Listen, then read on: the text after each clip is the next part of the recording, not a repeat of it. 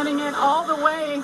You guys were leading, you get in the car, Jeff, and we're all watching. And what did you see from your perspective? These restarts are crazier than NASCAR restarts. I mean, in NASCAR, you can bump and you can bang and you can move people out of the way, but, you know, certainly I wanted to be a little bit cautious because I knew I was on cold tires and I don't have the experience that these other guys do. I chose to go the outside. That was not a good move. I saw those other cars, the Cadillacs, go by me on the inside. I was like, no!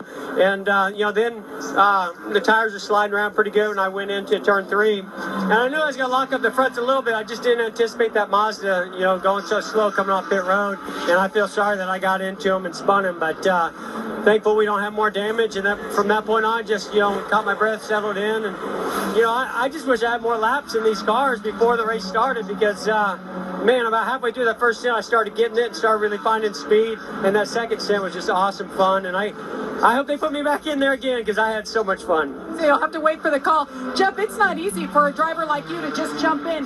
You showed me yesterday 7 pages just showing you what knobs do, how the radio works. What was it like for you to finally get in the car under race conditions and put it all to use? Yeah, I was just so glad I didn't have to mess with too many of those buttons. You know, they gave me a different map to do. Luckily, it was under caution. You know, there's a few things that you do every time that when I got in the car in practice or testing, I kind of got used to doing, but then they started talking to me about, you know, some brake bias and some roll bars, and I'm glad I was able to play with them because it did help.